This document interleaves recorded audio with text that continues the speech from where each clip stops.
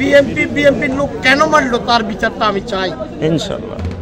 কুমিল্লার নাঙ্গলকোটে বিএনপির দুই গ্রুপের সংঘর্ষে এক স্বেচ্ছাসেবক দল নেতা নিহত হয়েছেন। তার নাম মোহাম্মদ সেলিম ভূঁইয়া। তিনি উপজেলার হেঁসাখাল ইউনিয়ন স্বেচ্ছাসেবক দলের সভাপতি ছিলেন। 1 ফেব্রুয়ারি শনিবার বিকেলে উপজেলার বাঙ্গড্ডা বাজারে এ ঘটনা ঘটে।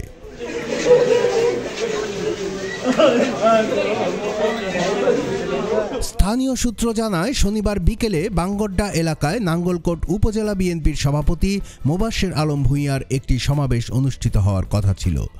ওই সময় সাবেক সংসদ সদস্য আব্দুল গফুর ভূঁইয়ার সমর্থকরা একটি গাড়ি বহর নিয়ে বাঙ্গড্ডা বাজার অতিক্রম করার সময় দুই গ্রুপের মধ্যে সংঘর্ষ বাধে।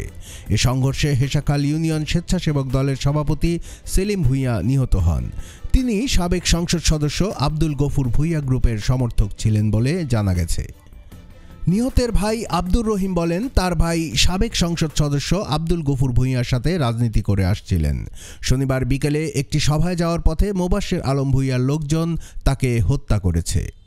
মোবাশ্বেরের নেতৃত্বে মোবাশ্বেরের গ্রুপের লোকে আমার ভাইয়ের অতর্কিতভাবে হামলা করে নিহত করেছে। এখন আমি দেশবাসীর কাছে এবং বিএনপির যত কর্মকর্তার কাছে বিএনপির লোক কেন মারলো তার বিচারটা আমি চাই ইনশাআল্লাহ। এবং গফুর ভূঁইয়া যাতে করে এইটা সুস্থ বিচারটা আমরা যাতে পাই, এইটা আমার গফুর ভূঁইয়ার কাছে দাবি। এবং বিএনপির যারা প্রতিনিধি আছেন হাইকমান্ডে তাদের কাছে আমাদের। সেলিম ভূঁইয়াকে নিজের কর্মী দাবি করে সাবেক সংসদ সদস্য আব্দুল গফুর ভূঁইয়া বলেন, সেলিম হেঁসাখাল ইউনিয়ন স্বেচ্ছাসেবক দলের আহ্বায়ক ছিলেন। এ ঘটনার বিচারের জন্য ব্যবস্থা নেবেন বলে জানান তিনি। মোবাশ্বের এবং মোবাশ্বেরের যুব দলের সভাপতি মনির, সাধারণ সম্পাদক টিটু সহ লিটন, এরা সবাই ছিল।